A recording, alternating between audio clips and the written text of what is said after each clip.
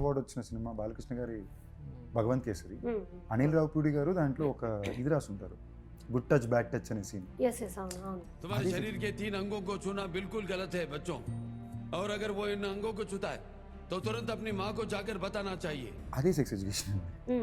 మీరు ఏమో ఊహించుకుంటారో తెలియదు కానీ ఒరిజినల్ మా కాంటెంట్లో ఉండేది అలాంటిదే. సెక్స్ ఎడ్యుకేషన్ గురించి మాట్లాడుతున్నారు. ఇది పైకి మాట్లాడుకోవడానికి ఏదో మీరు కామెడీ వేలో చూపిస్తున్నారు కానీ మేము పెద్ద డిస్కంఫర్ట్ ఫీల్ అవ్వట్లేదు. ఎందుకంటే షోలో మేము పని చేసాము, మేము వర్క్ చేసాం కాబట్టి మేము ఈ షోలో ఒక్క బూత్ వాడలా.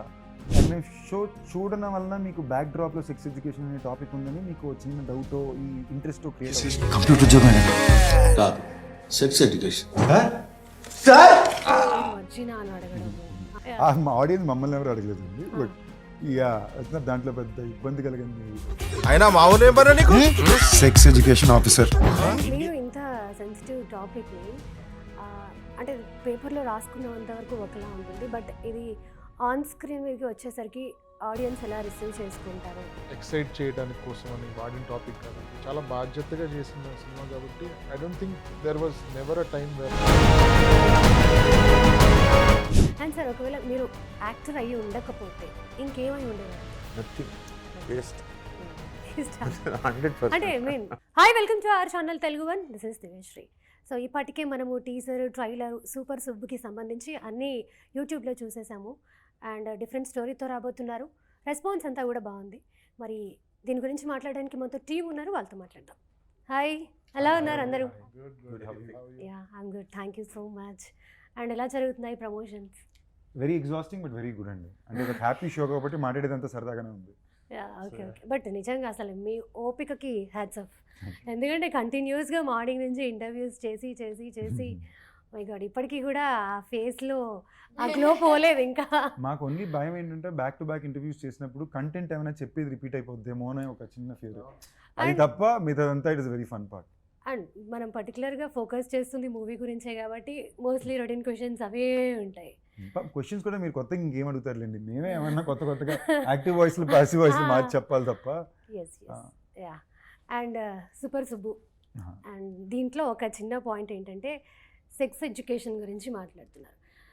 ఇది పైకి మాట్లాడుకోవడానికి ఏదో మీరు కామెడీ వేలో చూపిస్తున్నారు కానీ బట్ ఈ సబ్జెక్ట్ని హ్యాండిల్ చేయడం కొంచెం డిఫికల్ట్. ఎందుకంటే ఇది తెలుగు ఆడియన్స్కి ఎట్లా కనెక్ట్ అవుతుందో, దాన్ని ఎట్లా రిసీవ్ చేసుకుంటారన్న ఇది ఉంటుంది. అండ్ ఇంకొకటి, మీరు చాలా ప్రెస్ మీట్స్కి అటెండ్ అవుతూ ఉంటారు అండ్ బయట ఆడియన్స్ రకరకాల క్వశ్చన్స్ అడుగుతుంటారు. ఈ టాపిక్ గురించి కొంచెం మాట్లాడడానికి డిస్కంఫర్ట్గా అనిపించినా కూడా మీరు చాలా ఓపిక్గా సమాధానం చెప్పాలి.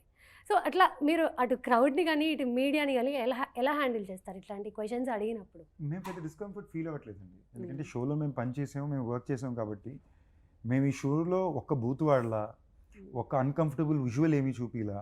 సో మేము చాలా పద్ధతిగా, చాలా బాధ్యతగా ఈ షోని అందరూ చూడగలిగే ఒక మంచి షోగా ఎలా తీర్చిదిద్దొచ్చు అనేది మళ్ళీ చాలా జాగ్రత్త పడ్డారు. చాలా బాగా తీశారు కూడా. అండ్ మేము షో చూడడం వలన మీకు బ్యాక్ డ్రాప్లో సెక్స్ ఎడ్యుకేషన్ అనే టాపిక్ ఉందని మీకు చిన్న డౌటో, ఈ ఇంట్రెస్టో క్రియేట్ అవ్వచ్చు. బట్ చూసిన మాకు అలాంటి దీంట్లో ఆ స్పేస్లో ఏం లేదని తెలుసు కాబట్టి మాకు అసలు ఏమాత్రం ఆ ఇబ్బంది ఫీల్ అవ్వట్లా. నేను షూట్ చేసిన ఏ ఒక్క రోజు కూడా అది ఫీల్ అవ్వాలి. Okay. So but audience through వచ్చే క్వశ్చన్స్, ఇప్పుడు కొన్ని క్వశ్చన్స్ చూసాను నేను, మీరు వర్జినా అని అడగడము, లేకపోతే ఈ టాపిక్ ఎందుకు చూస్ చేసుకున్నారు అని అడగడం, ఇవి ఆన్సర్ చేయడానికి కొంచెం ఇబ్బందిగానే ఉంటుంది. అలాగేం లేదండి, మీరు నన్ను అడిగితే ఆన్సర్ చెప్పేస్తా. మీరు నన్ను అడగలేదు కాబట్టి మా ఆడియన్స్ మమ్మల్ని ఎవరు అడగలేదండి. బట్ ఇక దాంట్లో పెద్ద ఇబ్బంది కలిగింది పెద్ద అనిపించలేదు. అలా ఇబ్బంది పడ్డ సందర్భం అయితే ఏమీ లేదు. అలా పెద్దగా ఏం లేదండి. అసలు మాకు ఈ షో ఏంటో తెలుసు కాబట్టి we're pretty clear on it. And ఇప్పుడు దాకా అంత ఇబ్బంది అయిన ప్రశ్న కూడా ఏమీ రాలా. వస్తే maybe we might have. And మీరు ఇంత సెన్సిటివ్ టాపిక్ని అంటే పేపర్లో రాసుకున్నంత వరకు ఒకలా ఉంటుంది, బట్ ఇది ఆన్ స్క్రీన్ మీదకి వచ్చేసరికి ఆడియన్స్ ఎలా రిసీవ్ చేసుకుంటారు, లేకపోతే దీని గురించి ఎలా మాట్లాడుకుంటారన్న ఒక థాట్ వస్తుంది. అట్లా మీకు మీ స్టోరీ రాసుకుంటున్నప్పుడు మీ మైండ్లో వచ్చిన థాట్ ఏంటి? రాసుకుంటున్నప్పుడే చాలా జాగ్రత్త పడ్డాం. ఆడియన్స్ ఎలా రిసీవ్ చేసుకుంటారన్న విషయాన్ని జాగ్రత్త పడే రాసామండి. అది అందరూ చూడగలిగేటట్టు, ఫ్యామిలీ అంతా కలిసి లివింగ్ రూమ్లో చూడగలిగేటట్టే రాసామండి కథని ఫస్ట్ నుంచి. So there was no second thoughts on దీన్ని, ఈ పర్టికులర్ టాపిక్ని సెన్సేషనలైజ్ చేసి కానీ ఏదో ఎక్సైట్ చేయడానికి కోసం అని వాడిన టాపిక్ కాదండి. చాలా బాధ్యతగా చేసిన సినిమా కాబట్టి I don't think there was never a time where మేము వేవర్డ్గా ఉండి కన్ఫ్యూజ్డ్గా ఉన్నట్టు ఎప్పుడు లేదండి. రైటింగ్ లెవెల్లోనే we're very very clear what we wanted to deliver. And షూటింగ్లో అది ఫ్లెష్ అవుట్ అవుతున్నప్పుడు ఇంకా బెటర్ అవుతున్నప్పుడు మనం కరెక్ట్ పనే చేస్తున్నాం రా, ఇది అనుకుందే చేస్తున్నాం మనం, it is coming out good, editing చేసి స్కోర్ వేసి అంతా చూసిన తర్వాత I felt I was quite happy with the way the film has come up, and everybody who'll see will have a very entertaining ఒక ఫన్ రైడ్లో ఉంటుంది show అంతా చూసినప్పుడు. I don't think they will be A kind of ఇబ్బంది కానీ జిగుత్సుగా ఏమి అనిపించదండి. It's very చూసారంటే last year మనకి national award వచ్చిన సినిమా బాలకృష్ణ గారి భగవంత్ కేసరి, అనిల్ రావుపూడి గారు దాంట్లో ఒక ఇది రాసి ఉంటారు, గుడ్ టచ్ బ్యాడ్ టచ్ అనే సీన్. అదే సెక్స్ ఎడ్యుకేషన్ అండి. మీరు ఏమో ఊహించుకుంటారో తెలియదు కానీ ఒరిజినల్ మా కాంటెంట్లో ఉండేది అలాంటిదే. అండ్ ఇవాళ ఇన్ఫ్యాక్ట్ ఆ సీన్ వల్లే నేను నమ్మడం నేషనల్ అవార్డు వచ్చిందని కూడా. సో ఇవాళ దేశంలో భారతదేశంలో ఆడియన్స్కి కానీ ఇలాంటి కాంటెంట్కి కానీ అంత విలువ రెస్పెక్ట్ ఉంది. So I believe you're on the right direction. అంటే మోస్ట్లీ ఇప్పుడున్న జనరేషన్ ఈ జెన్జీ కిడ్స్ మదర్స్ ఎవరైతే ఉన్నారో వాళ్ళందరూ కూడా ఇదే టాపిక్ మీద చాలాసార్లు సోషల్ మీడియాలో డిబేట్ జరిగిన సందర్భాలు ఉన్నాయి. సెక్స్ ఎడ్యుకేషన్ అనేది ఖచ్చితంగా పిల్లలకి ఒక సబ్జెక్ట్ ఉండాలి, వాళ్ళకి టీచ్ చేయాలి, గుడ్ టచ్ ఏది బ్యాడ్ టచ్ ఏది అనేది ఖచ్చితంగా ఉండాలి అని ఇలాంటి డిబేట్స్ చాలాసార్లు జరిగాయి. సో అంటే ఇది కంప్లీట్గా అది పాజిటివ్ వేలోనే తీసుకువెళ్తున్నారు అని అనుకోవచ్చా? ఇది అమ్మాయిలకి ఎంత ఇంపార్టెంట్, అబ్బాయిలకి ఇంకా ఇంపార్టెంట్ అండి. ఎందుకంటే తప్పు ఎవరి వల్ల అయితే జరుగుతుందో వాళ్ళకి ఇది తప్పు అని తెలిస్తేనే ఆ తప్పు జరగకుండా ఉంటుంది కదా. అండ్ ఇవాళ మీరు మాట్లాడే జెన్జీ క్రౌడ్ ఎవరైతే ఉన్నారో ఇదంతా చాలా educated batch.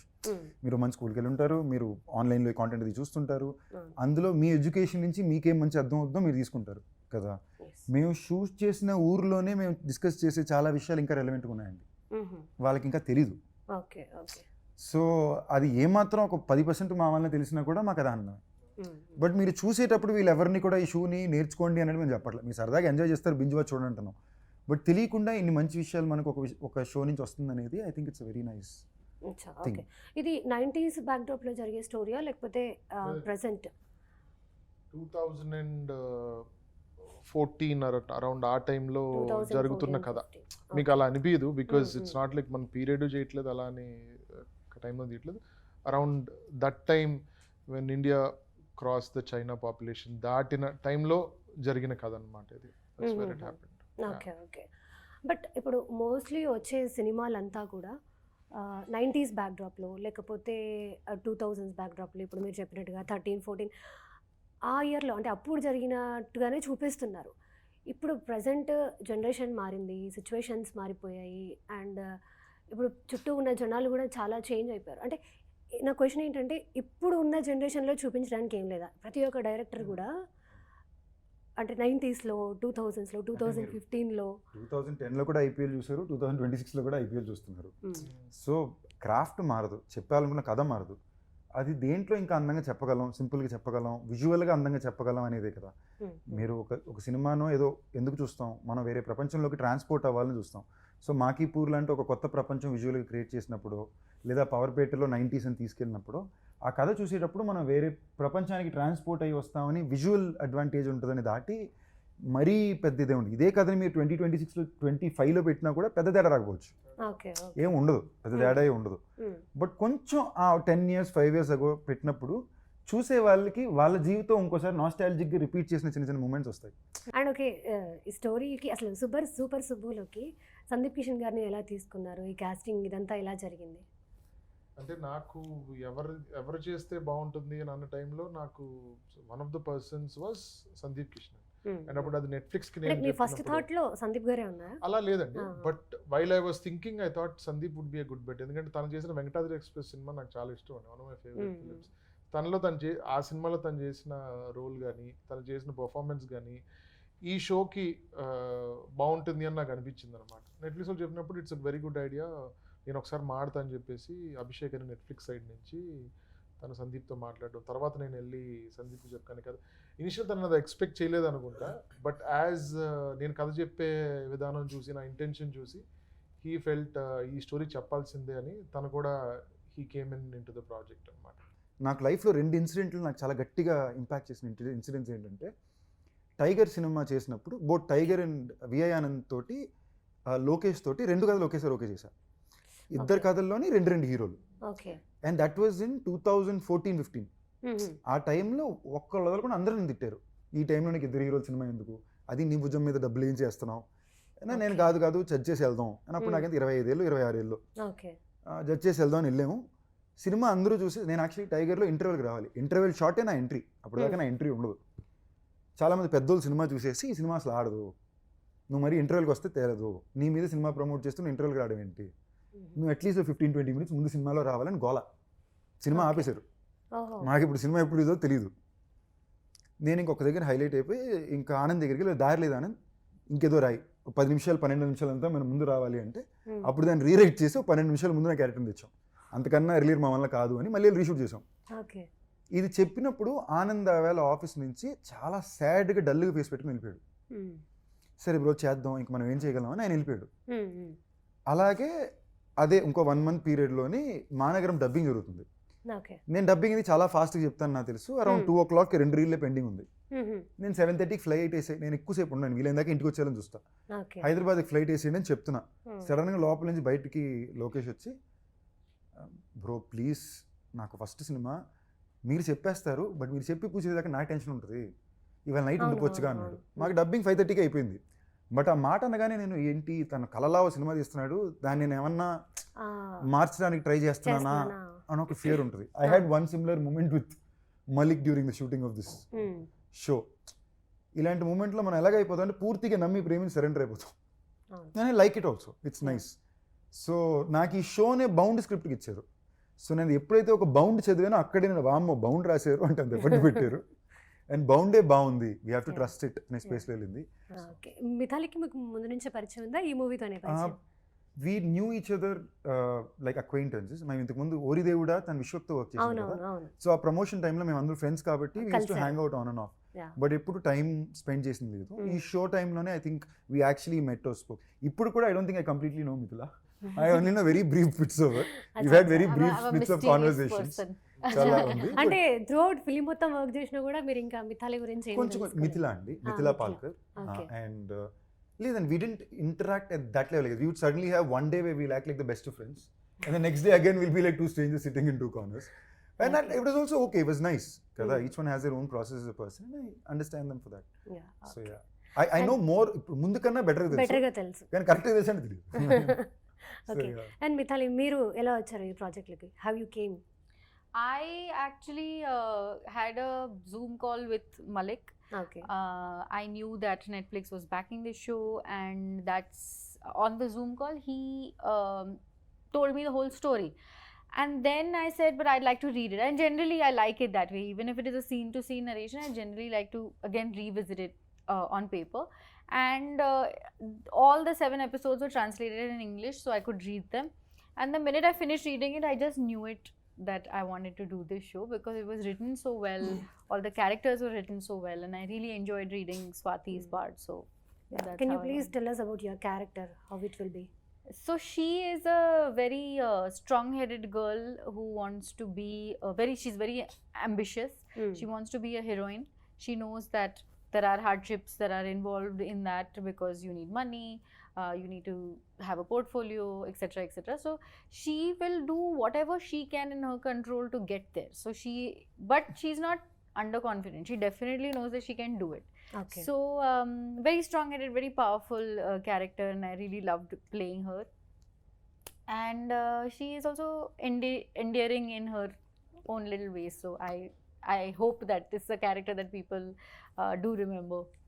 Why Mithila Palkar అంటే ఏం చెప్తారు? ఎందుకు? She's a fabulous actor అండి. I've been following her work for lot of years. తను మీరు లిటిల్ థింగ్స్ తీసుకున్న, తను చేసిన హ్యాపీ పటేల్ కానీ, చాప్ స్టిక్స్ కానీ, she has a big range of